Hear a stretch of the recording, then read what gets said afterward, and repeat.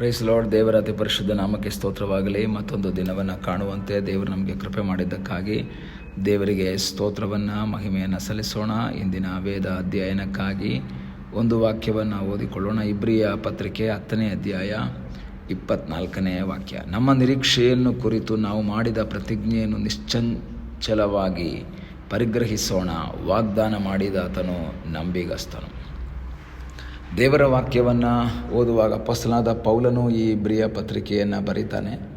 ಅದರಲ್ಲಿ ಬಹಳ ಪ್ರಾಮುಖ್ಯವಾಗಿ ಆತನು ಹೇಳುವಂಥ ಒಂದು ಮಾತು, ವಾಗ್ದಾನ ಮಾಡಿದ ಆತನು ನಂಬಿಗಸ್ತನು.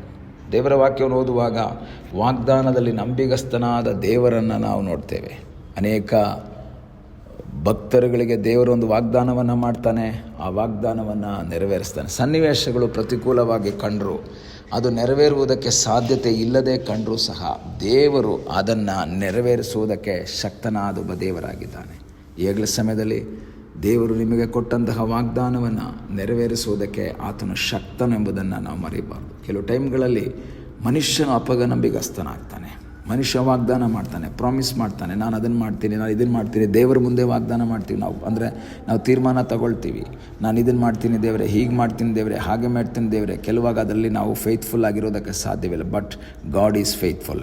ದೇವರು ನಂಬಿಗಸ್ತನು. ನಿನಗೊಂದು ವಾಗ್ದಾನ ಕೊಟ್ಟಿದ್ದರೆ, ನಿನ್ನನ್ನು ಆಶೀರ್ವಾದ ಮಾಡ್ತೀನಿ ಅಂತ ಹೇಳಿದ್ರೆ ಅದನ್ನು ಮಾಡುವುದಕ್ಕೆ ಶಕ್ತನು. ಸಮಸ್ಯೆ ಎಷ್ಟೇ ಬರಲಿ, ಸನ್ನಿವೇಶಗಳು ಎಷ್ಟೇ ಪ್ರತಿಕೂಲವಾಗಿ ಬರಲಿ, ಏನೇ ಬಂದರೂ ಅದರ ನಡುವಿನಲ್ಲೂ ಸಹ ಆ ವಾಗ್ದಾನವನ್ನು ನೆರವೇರಿಸುವುದಕ್ಕೆ ಶಕ್ತನಾದ ಒಬ್ಬ ದೇವರು ಜೀವಿಸ್ತಾ ಇದ್ದಾನೆ. ಅಬ್ರಹಾಮನ ಜೀವಿತದಲ್ಲಿ ದೇವರೊಂದು ಪ್ರಾಮಿಸ್ ಕೊಟ್ಟರು. ಅಬ್ರಹಾಮನಿಗೆ ಹೇಳಿದ್ರು, ನಾನು ತೋರಿಸುವಂಥ ದೇಶಕ್ಕೆ ಹೋಗು, ನಾನು ನಿನ್ನನ್ನು ಆಶೀರ್ವಾದ ಮಾಡ್ತೇನೆ, ನಿನ್ನನ್ನು ದೊಡ್ಡ ಜನಾಂಗವಾಗಿ ಮಾಡ್ತೇನೆ, ನಿನ್ನ ಮೂಲಕ ನಾನು ಭೂಲೋಕದ ಎಲ್ಲ ಜನರಿಗೆ ಆಶೀರ್ವಾದ ಮಾಡ್ತೇನೆ, ನೀನು ಆಶೀರ್ವಾದ ನಿಧಿಯಾಗಿರುವಿ, ನಿನ್ನನ್ನು ಆಶೀರ್ವದಿಸುವವ್ರನ್ನ ನಾನು ಆಶೀರ್ವದಿಸ್ತೇನೆ, ನಿನ್ನನ್ನು ಶಪಿಸುವವ್ರನ್ನ ನಾನು ಶಪಿಸ್ತೇನೆ. ಇದು ದೇವರು ಅಬ್ರಹಾಮನಿಗೆ ಕೊಟ್ಟಂಥ ವಾಗ್ದಾನ. ಆ ಮಾರ್ಗ ಮಧ್ಯದಲ್ಲಿ ಅನೇಕ ಸನ್ನಿವೇಶಗಳ ಮೂಲಕ ಅಬ್ರಹಾಮನು ದಾಟಿ ಹೋಗ್ತಾನೆ. ಅವನಿಗೊಬ್ಬ ಮಗ ಸಹ ಇರೋದಿಲ್ಲ. ಆದರೆ 25 ವರ್ಷಗಳ ಆ ಉದ್ದನೆಯ ಆ ಪ್ರಯಾಣದ ಕೊನೆಯಲ್ಲಿ ತನ್ನ 100ನೇ ವಯಸ್ಸಿನಲ್ಲಿ ದೇವರು ಅವನಿಗಾಗಿ ಅದ್ಭುತವನ್ನು ಮಾಡಿದನು. ಒಂದು ವೇಳೆ ಅಬ್ರಹಾಮನಿಗಾಗಲಿ, ಸಾರಳಿಗಾಗಲಿ, ಅವರ ಸಂಬಂಧಿಕರಿಗಾಗಲಿ ಒಂದು ವೇಳೆ ಮಧ್ಯೆ ಸಂಶಯಗಳು ಬಂದಿರಬಹುದು. ಅದಕ್ಕೆ ಅಬ್ರಹಾಮನು ಅಡ್ಡ ಬಿದ್ದು ನಕ್ಕನು ಅಂತ ಬೈಬಲ್ ಹೇಳುತ್ತೆ. ಸಾರಳು ತನ್ನೊಳಗೆ ನಕ್ಕಳು ಎಂಬುದಾಗಿ ಹೇಳ್ತದೆ. ಅನೇಕರು ಹೇಳಿರ್ಬೋದು, ಇನ್ನು ನಡೆಯುವುದಕ್ಕೆ ಸಾಧ್ಯವಿಲ್ಲ. ರೋಮ ಪತ್ರಿಕೆಯಲ್ಲಿ ಪೌಲ ಹೇಳ್ತಾನೆ, ಅಬ್ರಹಾಮನು ತನ್ನ ಶರೀರ ಮೃತಪ್ರಾಯವಾಯಿತು, ಸಾರಳ ಗರ್ಭಕಾಲ ಕಳೆದು ಹೋಯಿತು ಅಂತ ತಿಳಿದಾಗ್ಯೂ ಅವನ ನಂಬಿಕೆಯಲ್ಲಿ ಕುಂದಿ ಹೋಗಲಿಲ್ಲ. ಅವನಲ್ಲಿ ಒಂದು ನಂಬಿಕೆ ಇತ್ತು, ನನಗೆ ವಾಗ್ದಾನ ಕೊಟ್ಟಿದ್ದು ಮನುಷ್ಯ ಅಲ್ಲ, ನನ್ನ ಹತ್ರ ಮಾತು ಕೊಟ್ಟಿರೋದು ಈ ಲೋಕದ ವ್ಯಕ್ತಿಯಲ್ಲ, ನಮ್ಮ ಸಂಬಂಧಿಕರಲ್ಲ, ನನಗೆ ಪ್ರಾಮಿಸ್ ಮಾಡಿರೋದು ನನ್ನ ದೇವರಾದರೆ ಸನ್ನಿವೇಶ ಎಷ್ಟೇ ಪ್ರತಿಕೂಲವಾದರೂ ಅದನ್ನು ಬದಲಾಯಿಸಿ ಅನುಕೂಲವಾಗಿ ಮಾರ್ಪಡಿಸುವಂತಹ ಸರ್ವಶಕ್ತನಾದ ಒಬ್ಬ ದೇವರಿದ್ದಾನೆಂಬುದಾಗಿ ಅವನು ನಂಬಿದ. ಅನೇಕ ಭಕ್ತರುಗಳಿಗೆ ದೇವರು ಪ್ರಾಮಿಸ್ ಮಾಡ್ತಾರೆ, ಆ ಪ್ರಾಮಿಸನ್ನು ದೇವರು ನೆರವೇರಿಸ್ತಾರೆ.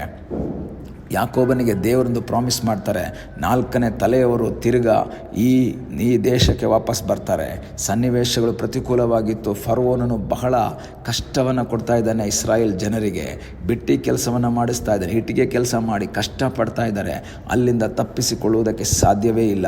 ಆ ಐಗುಪ್ತ ದೇಶದ ಕುರಿತು ಸತ್ಯವೇದ ಹೇಳ್ತದೆ, ಕಬ್ಬಿಣವನ್ನು ಕರಗಿಸುವಂಥ ಕುಲುಮೆಯೋಪಾದಿಯಲ್ಲಿದ್ದ ಐಗುಪ್ತ, ಅಷ್ಟು ರೀತಿಯ ಆ ಕುಲುಮೆಯೋಪಾದಿಯಲ್ಲಿದ್ದಂತಹ ಐಗುಪ್ತದಿಂದ ದೇವರು ಯಾಕೋಬನಿಗೆ ಕೊಟ್ಟಂಥ ವಾಗ್ದಾನದ ಪ್ರಕಾರ ಅಲ್ಲಿಂದ ಅವ್ರನ್ನ ಬಿಡಿಸ್ಕೊಂಡು ಬರ್ತಾ ಇದ್ದಾನೆ.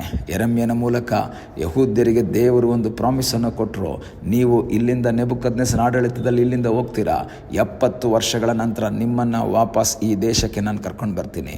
ಆದರೆ ಅಲ್ಲಿನ ಸನ್ನಿವೇಶಗಳು ವಾಪಸ್ ಬರುವಂಥ ಸನ್ನಿವೇಶಗಳು ಕಾಣ್ತಾ ಇಲ್ಲ. ಬಹಳ ಸ್ಟ್ರಾಂಗ್ ಆದಂಥ ರಾಜರು, ಅನ್ಯ ದೇಶದ ರಾಜರು, ನೆಬೂಕದ್ನೆಚ್ಚರ ರಾಜ, ನಂತರ ದಾರ್ಯಾವೆಷ್ ರಾಜ, ಅವರೆಲ್ಲರೂ ಬರ್ತಾ ಇದ್ದಾರೆ. ಹಾಗಲ್ಲ, ಇವರಿಗೆ ವಾಪಸ್ ಬರುವಂತಹ ಸನ್ನಿವೇಶ ಕಾಣ್ತಾ ಇಲ್ಲ.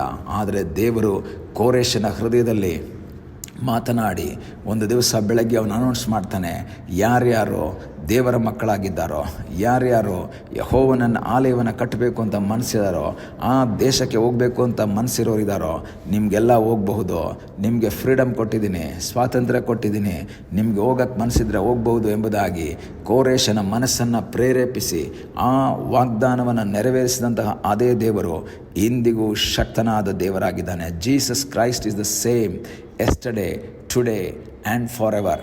ನಿನ್ನೆ, ಇಂದು, ಎಂದೆಂದಿಗೂ ಯೇಸು ಮಾರ್ಪಡದವನು. ಅದೇ ದೇವರು ನಮಗಾಗಿ ಅದ್ಭುತವನ್ನು ಮಾಡ್ತಾನೆ. ಒಂದು ವೇಳೆ ದೇವರು ನಿನಗೆ ಕೊಟ್ಟಂತಹ ವಾಗ್ದಾನವನ್ನು ನೆರವೇರುವಂಥ ಸನ್ನಿವೇಶವು ನಿನ್ನ ಜೀವಿತದಲ್ಲಿ ಕಾಣದೇ ಇದ್ದರೂ ನೀನು ಸನ್ನಿವೇಶವನ್ನು ನೋಡಬೇಡ, ನಿನ್ನ ಜೀವಿತದಲ್ಲಿ ವಾಗ್ದಾನ ಕೊಟ್ಟಂತಹ ದೇವರನ್ನು ನೋಡು.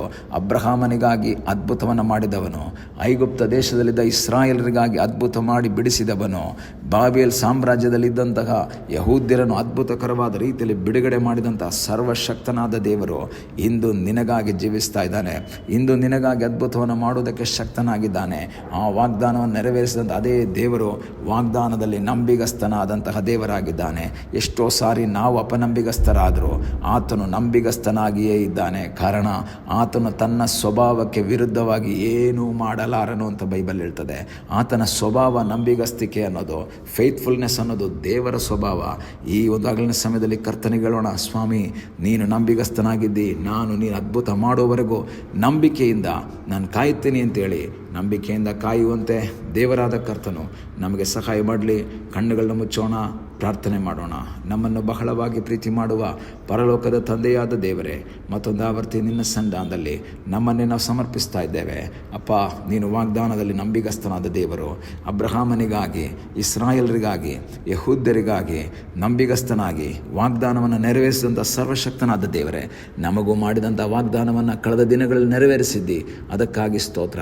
ಮುಂದೆಯೂ ಸಹ ನೆರವೇರಿಸುವುದಕ್ಕೆ ಶಕ್ತರು ನೀನಾಗಿದ್ದಿ ಎಂಬ ನಂಬಿಕೆಯಲ್ಲಿ ಮುಂದೆ ಸಾಗುವಂತೆ ನಮಗೆ ಸಹಾಯ ಮಾಡು. ಪ್ರಾರ್ಥನೆಯನ್ನು ಕೇಳಿದ್ದಕ್ಕಾಗಿ ಸ್ತೋತ್ರ. ಯೇಸುವಿನ ಮುದ್ದಾದ ಹೆಸರಿನಲ್ಲಿ ಬೇಡಿಕೊಳ್ಳುತ್ತೇವೆ ನಮ್ಮ ಪ್ರೀತಿಯ ತಂದೆಯೇ.